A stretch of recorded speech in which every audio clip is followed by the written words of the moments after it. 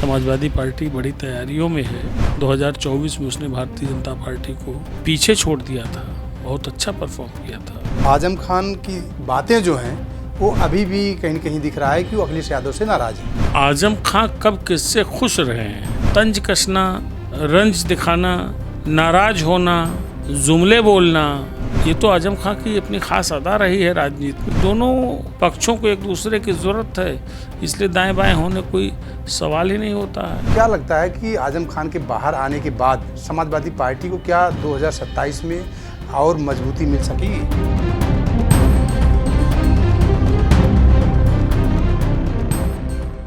उत्तर प्रदेश की सियासत में काफ़ी ज़्यादा उलटफेर इस समय दिख रहा है, क्योंकि आजम खान के बाहर आने के बाद लगातार उत्तर प्रदेश की सियासत अब गरमाना शुरू हुई है। और इसी तमाम मुद्दे पर बातचीत करने के लिए हमारे साथ वरिष्ठ पत्रकार हेमंत तिवारी जी मौजूद हैं। सर, जिस तरीके से उत्तर प्रदेश की राजनीति की अगर बात किया जाए तो आजम खान बाहर आए और साथ ही साथ समाजवादी पार्टी के चाहे इरफान सोलंकी हों या दो और यादव नेता समाजवादी पार्टी के, कुल मिला जुला के 5 नेता एक ही सप्ताह में समाजवादी पार्टी के बाहर आते हैं। तो इससे लेकर क्या अंदाज़ा लगाया जाए कि क्या सरकार के शाह पर वापस आए, क्योंकि एक ही सप्ताह में सभी नेता बाहर आए? अरे भाई, अपोजिशन के नेता हैं तो सरकार की सहाय पर क्यों बाहर आने लगेंगे? आपराधिक मुकदमे थे, जेल में थे, जमानत मिल गई, बाहर आ गए। ये तो सामान्य प्रक्रिया है। वो चाहे राजनेता हो, कोई सामान्य व्यक्ति हो, इसमें मैं कोई राजनीति और राजनीति की गर्माहट नहीं देखता हूँ। लेकिन यह ज़रूर है कि जिस पार्टी से जुड़े हुए थे, यानी समाजवादी पार्टी से, अगर जेल में थे तो पॉलिटिकली सक्रिय नहीं थे, फील्ड में थे नहीं, कैद में थे। अगर बाहर आ गए हैं तो जाहिर सी बात है सक्रिय होंगे, उससे उनकी पार्टी को लाभ मिलेगा।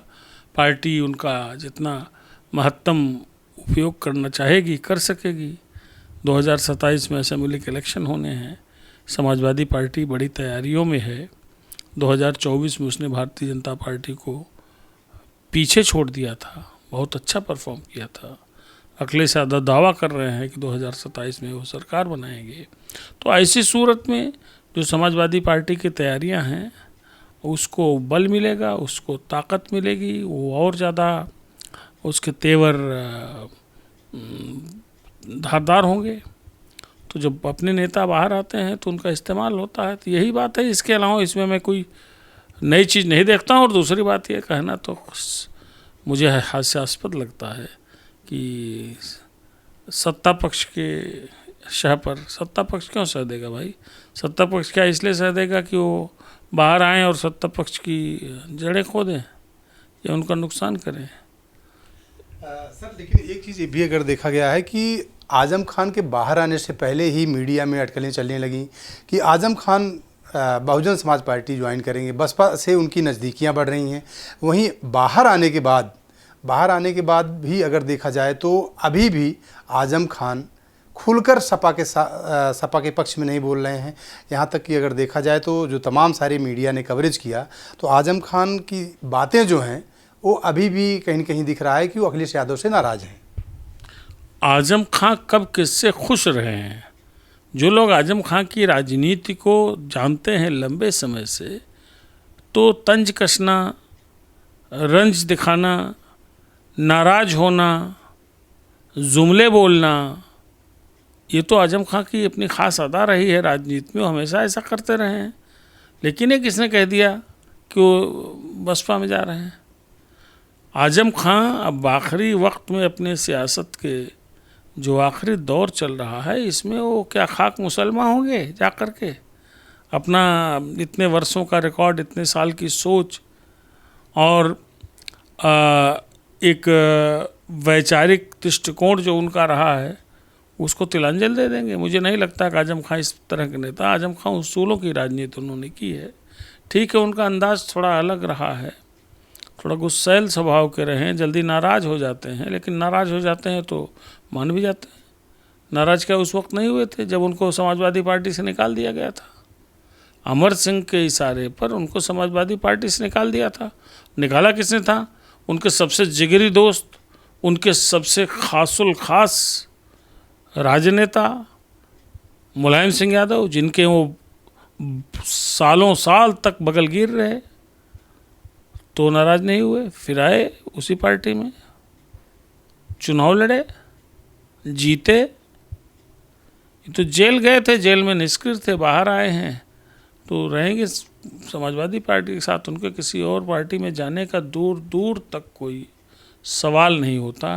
ये खाली सियासी तुक्केबाजी है, धरातल पे कुछ नहीं है। और जो कुछ उन्होंने बोला है उसमें कहाँ उन्होंने कह दिया कि हमको नाराज़गी है, वैसे ही तो बोलते रहे, हमेशा बोलते रहे। दो बातें हैं, एक तो समाजवादी पार्टी को इतने बड़े मुस्लिम चेहरे की हमेशा ज़रूरत रहेगी। मुलायम सिंह को ज़रूरत थी, अखिलेश यादव को ज़रूरत है, अखिलेश यादव को ज़रूरत रहेगी। दूसरे,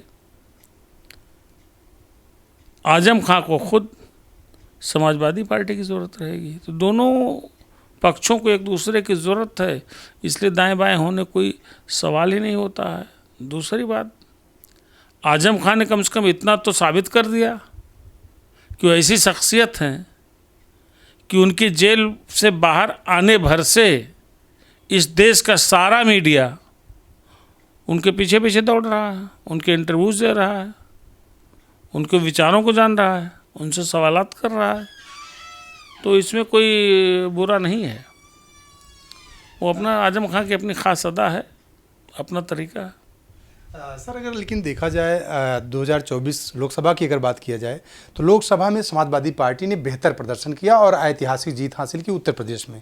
लेकिन अब जब आजम खान एक बार बाहर आए हैं, क्योंकि बड़े नेता हैं, समाजवादी पार्टी के रहे हैं, संस्थापक रहे हैं और एक बड़ा मुस्लिम चेहरा रहे उत्तर प्रदेश के लिए, तो क्या लगता है कि आजम खान के बाहर आने के बाद समाजवादी पार्टी को क्या 2027 में और मजबूती मिल सकेगी? भाई 2024 में नहीं थे, वे जेल में थे, नहीं आ सकते थे, लेकिन उसके बावजूद समाजवादी पार्टी को अपने स्थापना के बाद से सबसे बड़ी कामयाबी मिली। समाजवादी पार्टी की स्थापना के समय से आजम खां वहाँ हैं, लेकिन इस बार नहीं थे, सबसे बड़ी कामयाबी मिली। इतने सांसद कभी जिता कर नहीं लाई थी समाजवादी पार्टी। मुलायम सिंह के रहते, उत्तर प्रदेश में सत्ता के रहते नहीं ला पाई थी। तो ऐसा नहीं है कि आजम खां के बगैर काम नहीं चलेगा, लेकिन अखिलेश यादव दूरदर्शी राजनेता हैं, मैच्योर्ड पॉलिटिक्स करते हैं, तो आजम खां को क्यों छोड़ेंगे? उनका इस्तेमाल ज़रूर करेंगे, जहां उनकी ज़रूरत होगी उनका इस्तेमाल ज़रूर करेंगे अखिलेश यादव। और अब ये कहना खाली आजम खां के आने भर से समाजवादी पार्टी बहुत ज़्यादा मजबूत हो जाएगी, ये भी सही नहीं है। पार्टी को कोई एक इंडिविजुअल नहीं चलाता, ये भारतीय जनता पार्टी नहीं है जहाँ खाली नरेंद्र मोदी के चेहरे पे चुनाव लड़ लिए जाते हैं और जीत लिए जाते हैं और सरकारें बन जाती हैं। नरेंद्र मोदी करिश्माई चेहरा है, उनका व्यक्तित्व अलग है, उनकी बात अलग है। हाँ, आजम खां का चेहरा बेशक बड़ा चेहरा है, आजम खां का कद बेशक बड़ा कद है, और इसमें कोई शक नहीं कि आज की तारीख में, सिर्फ आज की ही तारीख में नहीं बल्कि यूँ कहें कि पिछले कुछ दशकों की राजनीति में आप चले जाएं तो उत्तर प्रदेश जैसे सियासी सूबे में आजम खां के बराबर का कोई और मुस्लिम चेहरा पॉलिटिक्स में नहीं देखा गया है, ये भी सच्चाई है। तो अपने इतने बड़े कद वाले नेता को स्वाभाविक सी बात है समाजवादी पार्टी अपने साथ रखना चाहेगी, उनका ज़्यादा से ज़्यादा इस्तेमाल करना चाहेगी। हाँ, एक डर ज़रूर रहता है, चाहे सपा के नेता हो, चाहे सपा का नेतृत्व हो, कि आजम खां साहब पता नहीं किस बात पे कब नाराज़ हो जाएं और तंज कसने लगें, रंज दिखाने के लिए तंज कसने लगें। लेकिन समाजवादी पार्टी ने और सपा के नेताओं ने इसको हमेशा बर्दाश्त किया है। मुलायम सिंह यादव तक ने बर्दाश्त किया है, अखिलेश यादव बर्दाश्त कर लेंगे, लेकिन उनका इस्तेमाल करेंगे।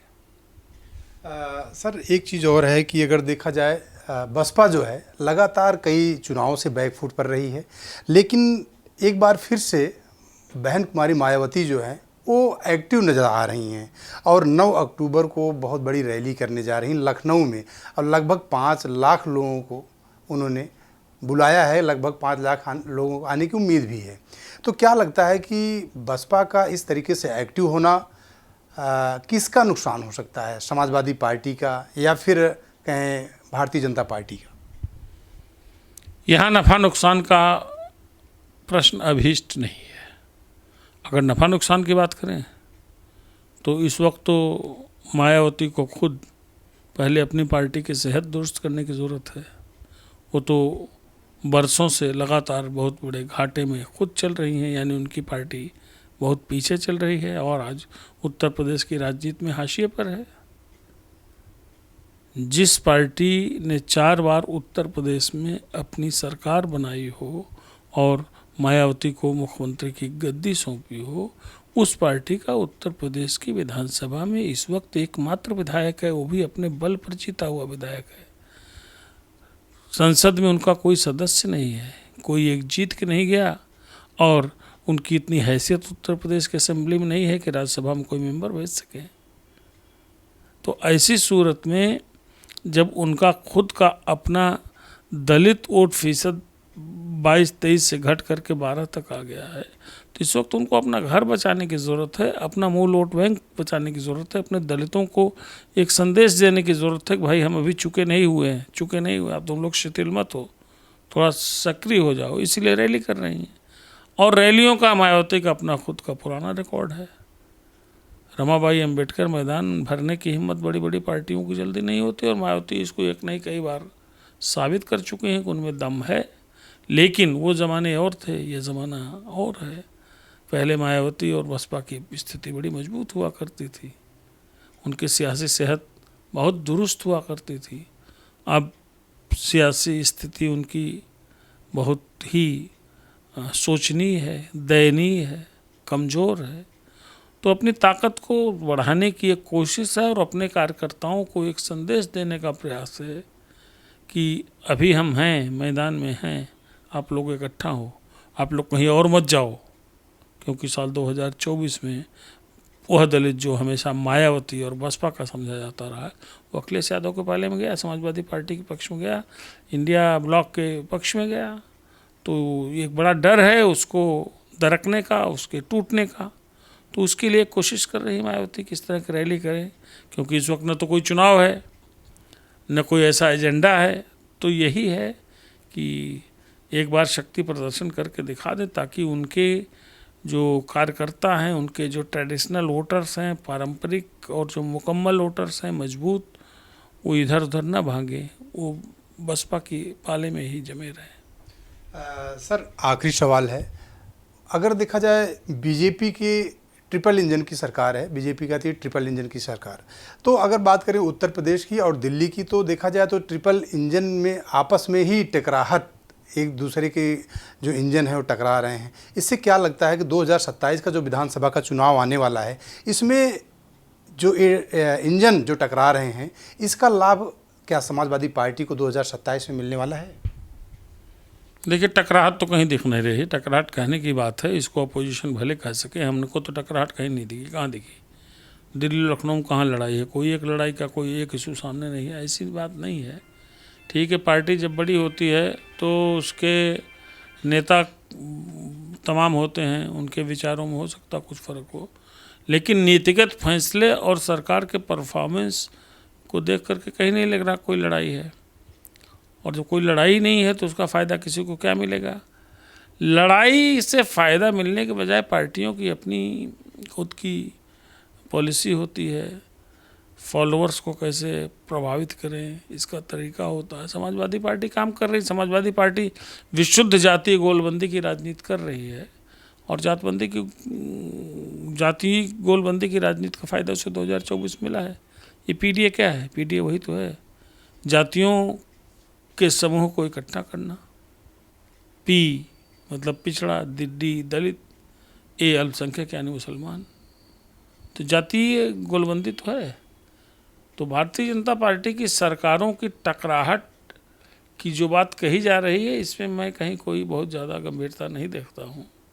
तो जब गंभीरता है ही नहीं तो किसी को इसका लाभ मिलेगा, इसका प्रश्न ही नहीं उठता है। जी बहुत बहुत धन्यवाद, ये थे हमारे साथ वरिष्ठ पत्रकार हेमंत तिवारी जी। इन्होंने कहा कि आजम खान उत्तर प्रदेश के कद्दावर नेता हैं, मुस्लिम के बड़े चेहरे हैं उत्तर प्रदेश के, और उनके आने से समाजवादी पार्टी मजबूत होगी। कैमरा पर्सन नफीस साथ राजेश यादव, TV 24 नेटवर्क, लखनऊ।